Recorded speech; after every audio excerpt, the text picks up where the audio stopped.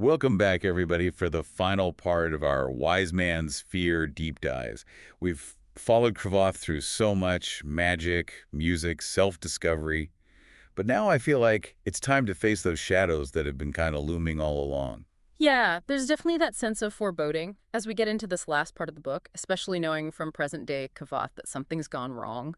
And after that Kvothe encounter, well, the stakes just feel higher. It does cast a shadow, doesn't it? Yeah. Like, is Kvothe making his own choices, or is he being pulled along by the Kthai's words? It's brilliant how Rothfuss does that, creating this unease. You're rooting for Kvothe, but worried at the same time. His brilliance always has a price.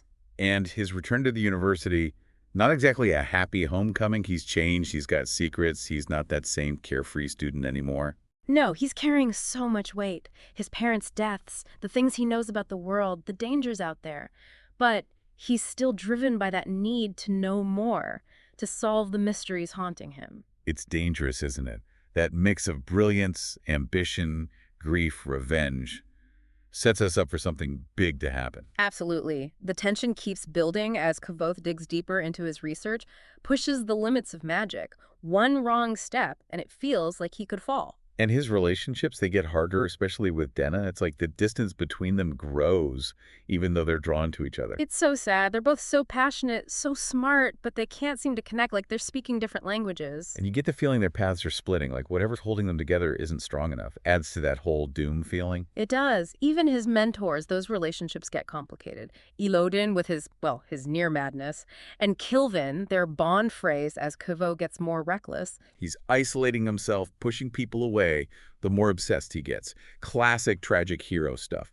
The things that make him great are also going to be his downfall. And yet you can't help but admire him. He's so brave, challenging authority, facing the unknown head-on, not afraid to break the rules, even if it costs him everything. Kvothe, right. Admirable and frustrating. Brilliant and reckless. Capable of so much good, but maybe also terrible things. And you're just waiting on the edge of your seat to see what he'll choose, what fate's got in store. That's the genius of this book, that uncertainty. Rothfuss builds this world that's familiar but also unpredictable. Keeps you guessing till the very end. So here we are at the end of our deep dive with more questions than answers. What happens to Kvothe? What's the price of his knowledge, his ambition? Will he win, or will the darkness take him? We can only guess, based on what we've learned, the symbolism, Rothfuss's own words. But maybe that's the whole point, to leave us thinking, debating, like joining in this conversation about the book. It's true. The wise man's fear doesn't give you easy answers. It sticks with you, makes you think about human nature, about how powerful stories can be. That's what makes a book truly great, right? When it stays with you long after you finish reading. Absolutely. So as we say goodbye to Kvothe and Temerant, let's hold on to those lessons we talked about. The nature of power, the search for knowledge, how precious and fragile human connection is.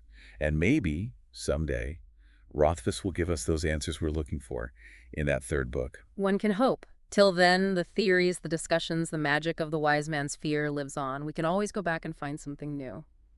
Thanks for being with us on this deep dive. We'll be back soon to explore something else fascinating. Until then, keep searching, keep questioning, keep that conversation alive.